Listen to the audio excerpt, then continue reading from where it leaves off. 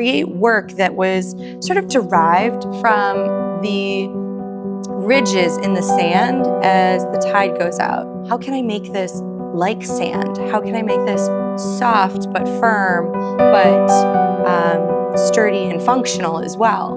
And that's where porcelain really started to click in for me.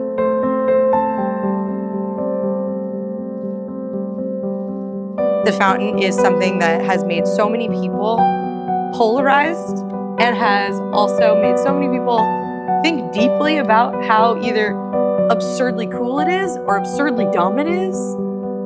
It has achieved its goal of being art.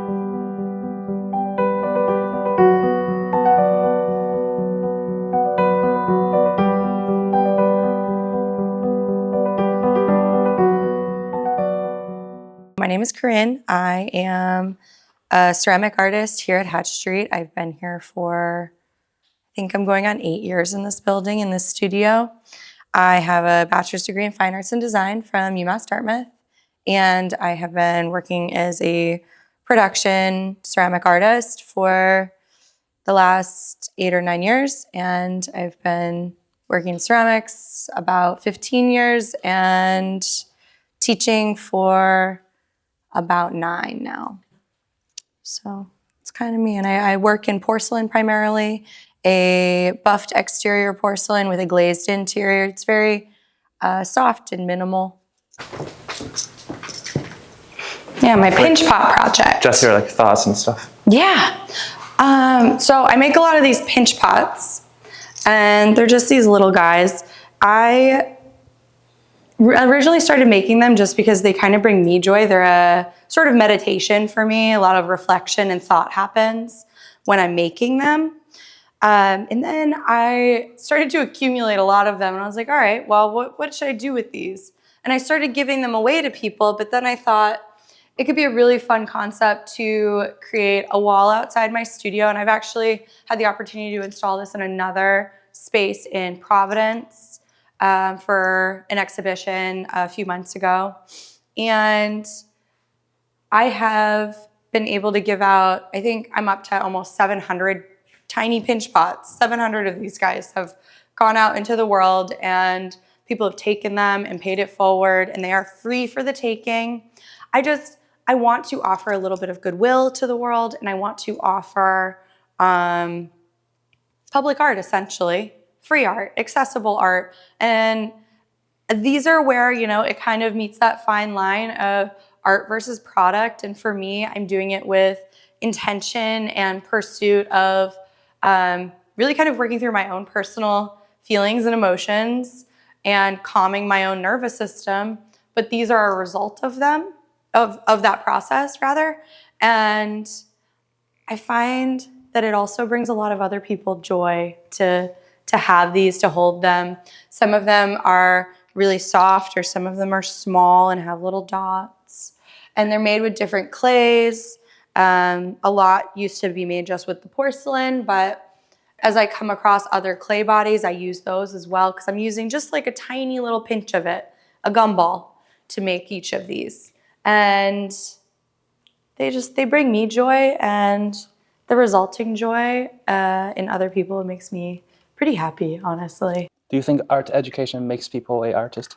Oh, no, I don't. But I think if you make the choice that you would like to be an artist and explore creative pursuits that make a statement with your creative pursuit, you're an artist. That's something that I have a lot of funny and mixed feelings on of art education. I'm actually working towards becoming an art educator. And I work in communal settings as an art educator, but I want to be in a public school. But as far as it goes, I think that having an arts education just as a baseline for all young people is incredibly informative and changes the way that they think about daily tasks, the way that they operate in the world, how they may interact with other people, how they may interact with just the world around them. And, their creative problem solving as well. So I think it's very important to have, but Do I think having that education immediately makes you an artist? Definitely not. But if you make the choice and would like to be an artist and pursue it further, totally go for it. It's all with what you choose to do with it and how you choose to define it. Like, I don't always know if I define myself as an artist. People are like, oh, well, are you a potter? Are you an artist? Are you a ceramicist? I respond to all. Some people are offended by certain one or the other. I can't relate to that. How would you define an artist? An artist is a person who, it's a great question, man. I know, and it's like, it's so broad. Like, I think that somebody that makes a creative pursuit in oil painting or in ceramics, they could be an artist, right? But I also look into other mediums. So I, in the fall, learned how to weld in a professional setting.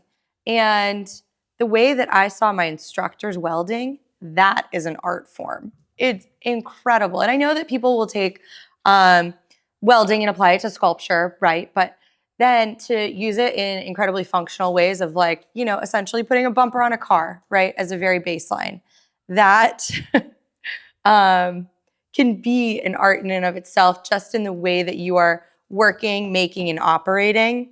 And I think that is an incredible art as well. And art can be applied to so many different things. And I think the difference of art versus just putting stuff together is the difference of you are making it with intent versus just, I slapped it together and I put no skill or intention into it. Can you talk about your work? Oh, my work. I have been making this body of work for probably 7 or 8 years now, or maybe even a little longer. I started it in my senior year of college, working through my thesis. It's evolved a lot since, but that's where I kind of started into this zone of working in porcelain to use as my exterior finish. And that's just the bare porcelain. And then I go ahead and I buff it using diamond grit sanding pads primarily. And the reason that I choose to do that is because my work is primarily derived. So let me backtrack here for a second. I grew up on Cape Cod, right? And for me, I grew up on Cape Cod working on oyster farms, working lobstering, working on clam farms. Like, I am one with the ocean. I love the ocean. Being at the beach, my favorite place in the world. I never feel more at peace than when I'm there.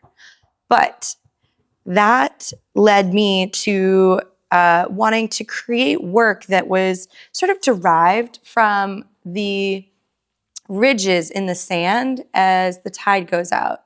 Those little, like, kind of wormy looking ridges that are out there. And the way that I was able to take those and reinterpret them into functional wares, but also into sculptural wares. I do some wall installations that are very reminiscent of the ridges left in the sand after the tide goes out. But what I did with my functional wares is I started to create an undulating rim that would then interact as the pots were stacked, creating that, like, flow between pieces that you start to get with the ridges in the sand, especially as you get down low and look at them from a horizon point versus, like, looking down at them. So for me, I then started to look at the material that I was using and taking that material and thinking, okay, how can I make this like sand? How can I make this soft but firm, but sturdy and functional as well? And that's where porcelain really started to click in for me. Would you consider your products, like your things, as artworks or products? It's a tricky zone. I think there are some that I consider artworks. I think in general, it is art to a point.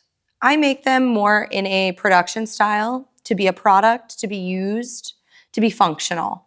But I do also make work that is more niche and one-off. And when I'm making those sorts of pieces, I do consider those a little bit more, holding a little bit of a higher artistic value. And it's a definition that I have been coming years to come to terms with of, is my work art? For a long time, there's always been the debate of art versus craft.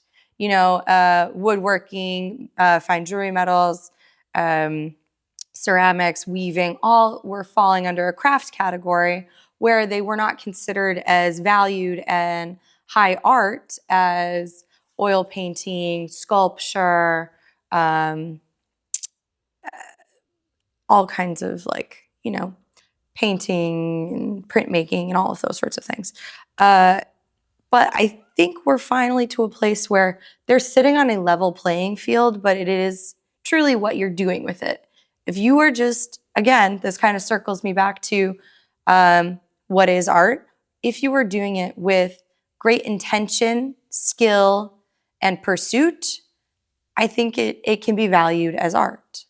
Versus if you are just like willy-nilly making something out on the pottery wheel, I don't know. I don't know that classifies. Because are you making it with intent? Is it something that you care about? Is it offering any kind of statement? And if the answer is no, maybe it's time to reevaluate what you're doing or reevaluate how you're stating it. Are you making a bowl or are you making a piece of art? Are you making a great work of craft, or is it just something that you're like, I could use it as an ashtray, And that's just for me in my very niche world of ceramics.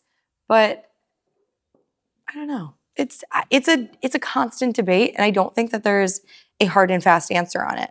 And that's not just because I don't know the answer, it's because I genuinely believe that there are so many different facets of it, and it's all the eye of the beholder and the interpretation and the intent. So for me, I show up to my studio every day and I generally am making work that I am proud of. It makes a statement. It has intention.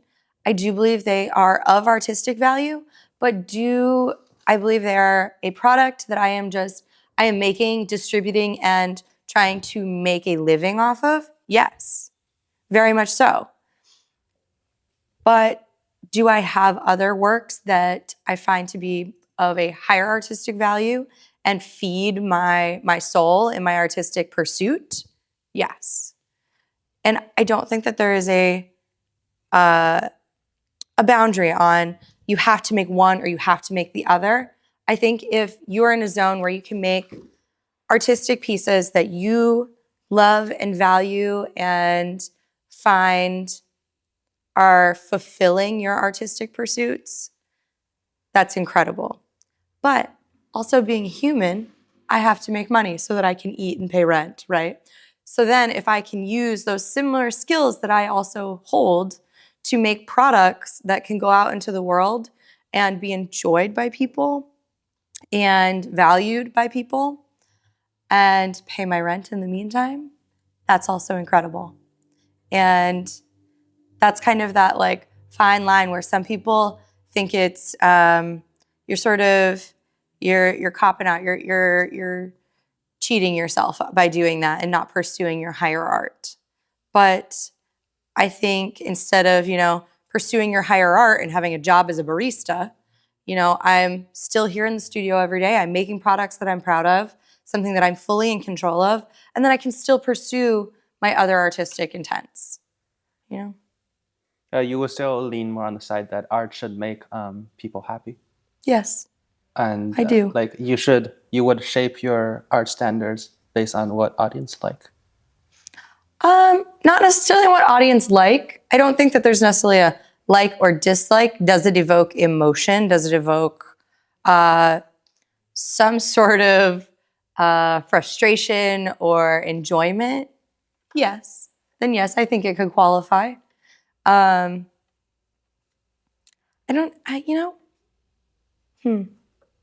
not sure entirely. But generally, yes. I'm not intending to just make for an audience. I make for me.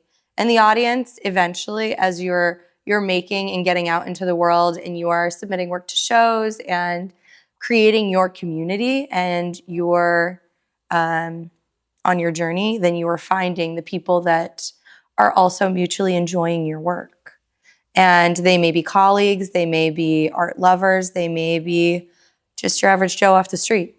And those are all important things. Art is a communal endeavor that pulls everybody together, whether it is because you all decide that you hate it, or you all decide that you love it, or you're all just like, it could have been better.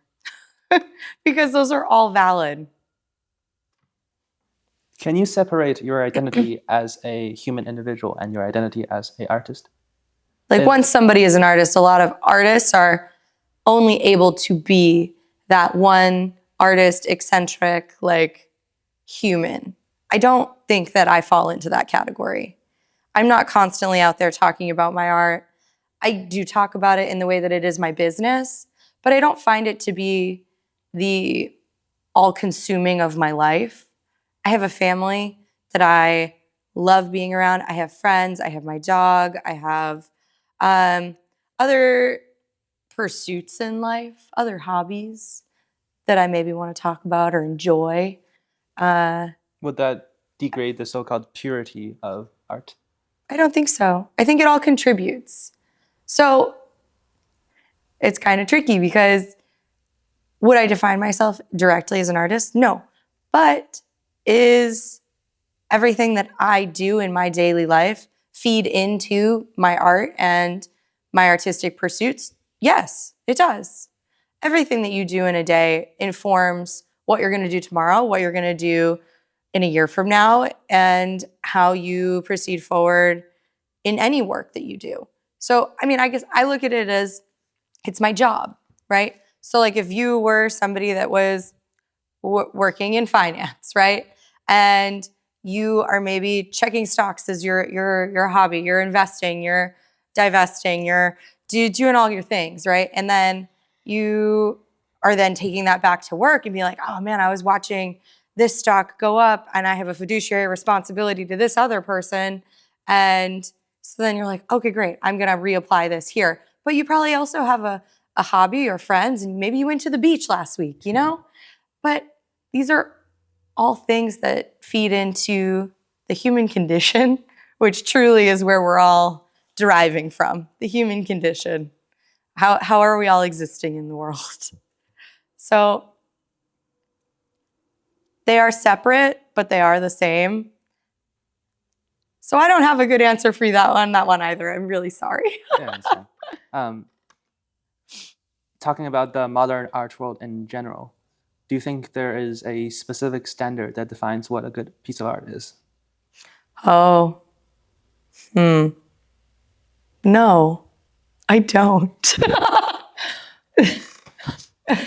There is so much bad art out there that it's, when you find good art, you're like, okay, but why is it good? I think good is only defined by the beholder. And good can also be defined by how much somebody's willing to pay for it, unfortunately. So price defines whether it's good or bad? I think sometimes it can, but I don't think it's a sole determiner. I think in the general spectrum of it, like looking at like what Sotheby's is putting up for auction, right? And you look at that and you're like, oh my God, that value is incredible. But that's just what one person is willing to pay for it versus everybody else out in the world. You're like, I couldn't afford that. Maybe would I pay that? Maybe, but probably not. You know, I think it is, if it brings you joy and it brings you, or if it brings you frustration or sorrow or evokes a strong emotion and is something that you find worthy of existing in your realm, in your life, in your day-to-day, then it is good. It is something of value to you. But I don't think there's like a true standard on what is good art or bad art. I mean, you've got Deschamps' Fountain, right? You're familiar? Yeah. So you get into Deschamps' Fountain, which was so controversial, and that's still in our modern spectrum right now of really redefining what sculpture could be versus, the Romans that just have their figures. And those were considered incredible high pieces of art. But I think there's something incredibly valuable in both of those options. Like you spoke with Eric the other day, and Eric, he's an incredible sculptor, but also the craft that goes into what he does, just the making, but then the post-production on it to get it to casters, to get it finished, getting it delivered to a site. I mean, all of those things they feed into the higher value of something. But, if you look at it and you're like, I just don't dig it, doesn't do anything for me, then does it have value to you? No. And I don't know. The world is so finicky, and especially with social media these days, it has created this artistic monster that is, it does beautiful things for the arts world, but it also does these crazy cancellation things for the art world. And are you following somebody that is making because you're interested in themselves and their creative process? Or are you interested in their end product? Or are you just interested in neither? And you're like, I actually just I just love to hate them. Because sometimes you do. And that's also really tough because you're just fascinated by the absurdity of some of it. And maybe that is their art.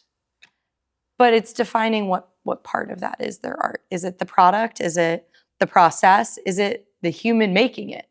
Because all of those items go into that one product. And sometimes I find that people will buy work from myself or another artist based on the actual artist themselves, not necessarily because they're highly drawn to whatever they chose to buy. And also, I think there is a horrible thing that happens in our world where there's a price tag associated with access to art that I think should be taken back or taken down. Like that's where the Metropolitan Museum of Art, they have a suggested donation. And if you can donate, that's incredible. But you can go into that museum for free and explore and enjoy and take in all of these incredible works of art that have been formative to where we are now. And I mean, same concept, a lot of public art organizations. I mean, even here in New Bedford, we have tons of public art organizations. And one that really stands out is Dartmouth. They are Design Art Technology Massachusetts. And they work on creating accessible public art installations where you get to interact with the artists, you get to interact with the city, you get to interact with the art itself, and it's free, it's out there, and it's something for everybody to enjoy no matter what your socioeconomic status is. And I think that's also really important.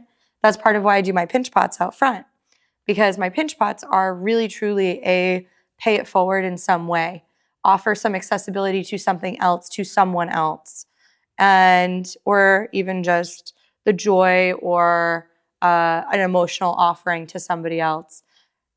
Give something that you have to give is more of my point. There is just so many people in the world right now that are struggling, but there's also so many people in the world that are just in their own bubble, their own realm, and they can't get out of it to reach out to somebody else and have a bigger conversation or just a bigger impact on their community.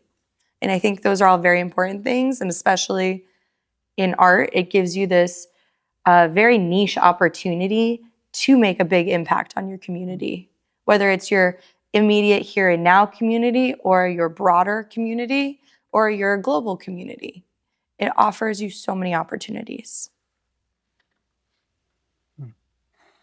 I want to go back to your earlier point about the Murano by Duchamp. Yeah. I mean, a lot of scholars say that he became famous because like his thing is like it was so outrageous. Yeah, because it changed like how we perceive arts, because he opened the doors for abstract and stuff. Yeah. But afterwards, there are similar artists like Damien Hirst or Catalan, and they do like similar stuff, like Yeah. the comedian. And so I think, well, my personal opinion is that it's kind of repeating what Duchamp is doing. And do you think that like it still brings the same artistic quality if it's doing something that is similarly innovative?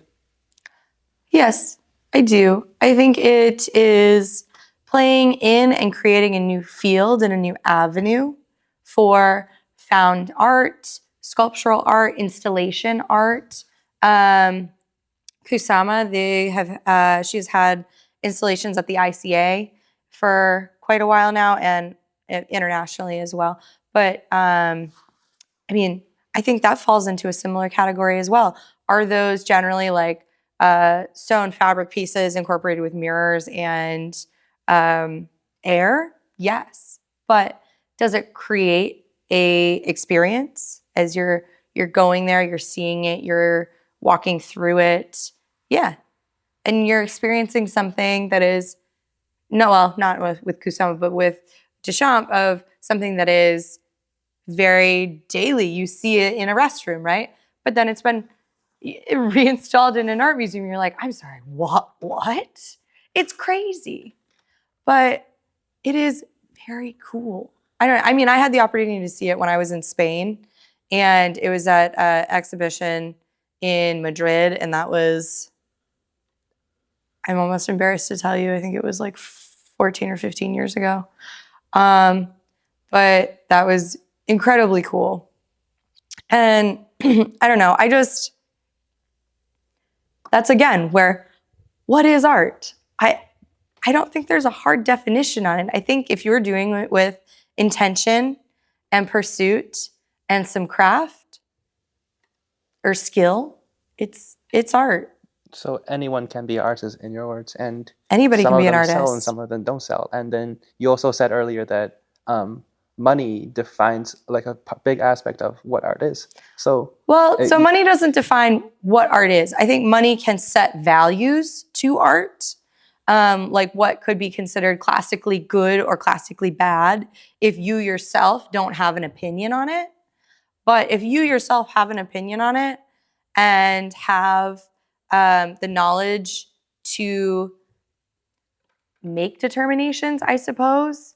But I don't think there's really people that are making a definition. Like, some people are going to say Duchamp's fountain is absolute crap, right? And it's total bullshit. Don't bother. It's not worth it. It's not art. But there's others that are like, I just wrote, 10 different theses on it, and I think it's incredible found art.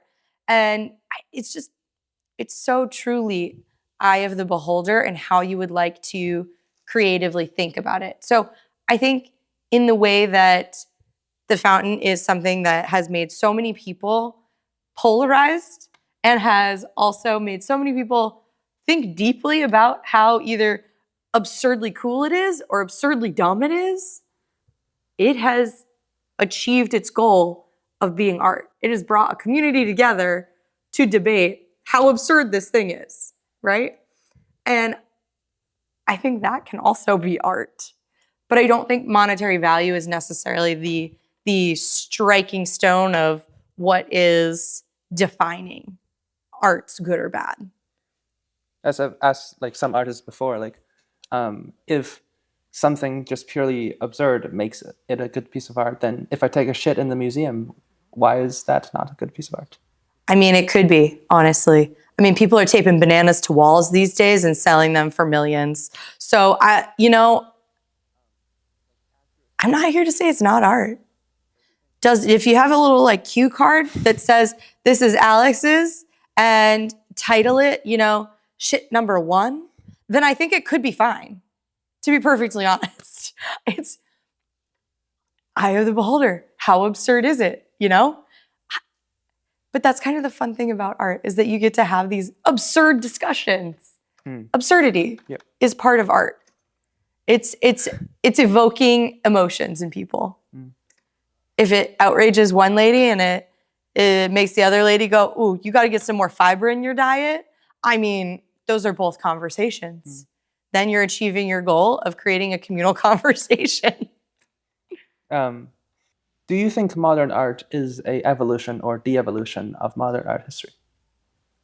Ooh, that's a good question.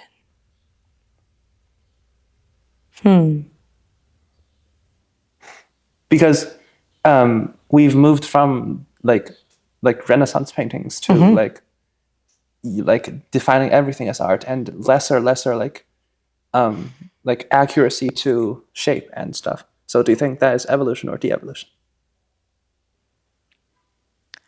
I think it's a de-evolution in skill.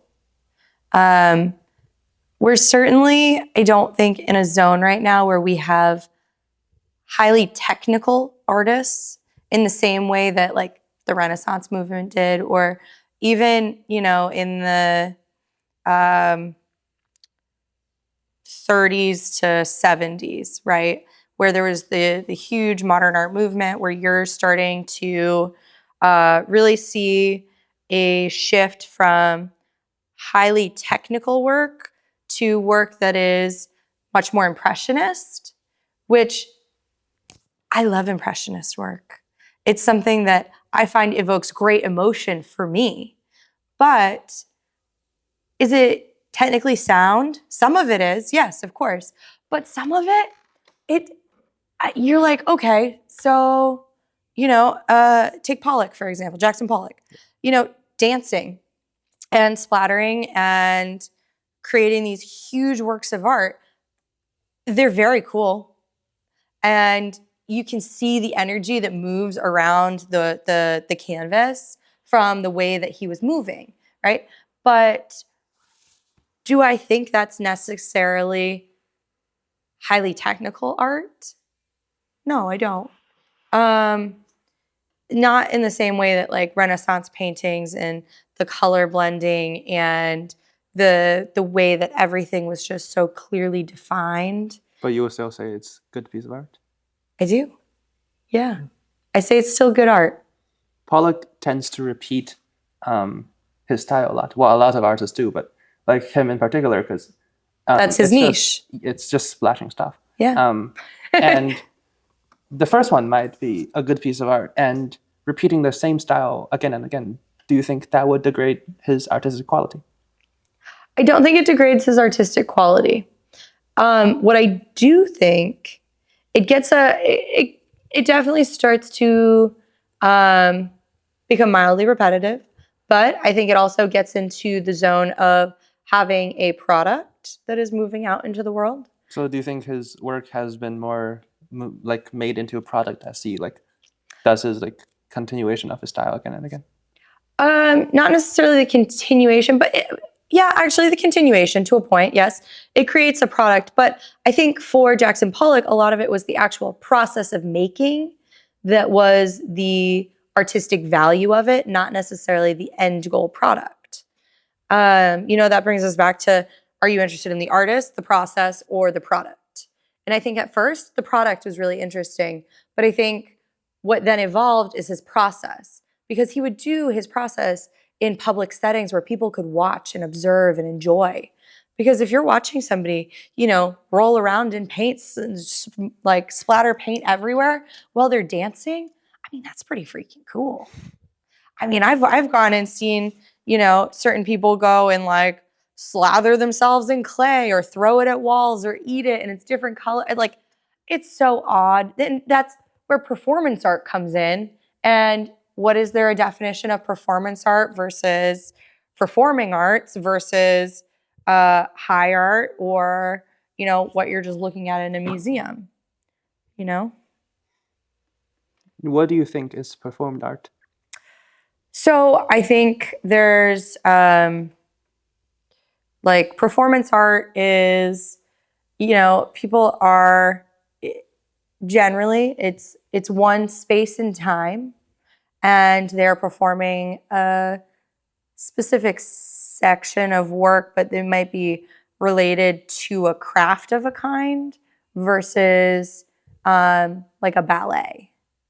But that's kind of it. There's not a hard definition line between the two of like a ballet versus, who was it? She dated John Lennon for, goodness, what's her name?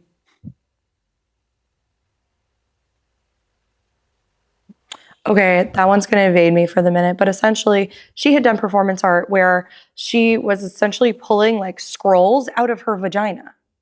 It was crazy. Scrolls of what? Scrolls of paper, just like that had poems and poetry on them, and was like pulling them out of her body. And that was considered performance art. And she was doing this on like a stage in a museum setting. Like, it's crazy. And then, I mean, I'm sure they take these pieces and then they have, there's recordings of it, but then there's also, I'm sure, like the artifact of it being shown somewhere in preservation and is being showed alongside with the video of that performance. I don't know. So how much poetry, like how much in length was she able to? Oh, I don't know. I think it was a lot. I haven't seen that one in a long time. I'm trying to think. But you think she is trying to express her like feminist Yes, ideals? it was a lot of feminist ideals. Yoko Ono. Okay. That's what it was. Yoko Ono. Okay. That was going to bother me. I'm so sorry. I had to get it in there. Yoko Ono.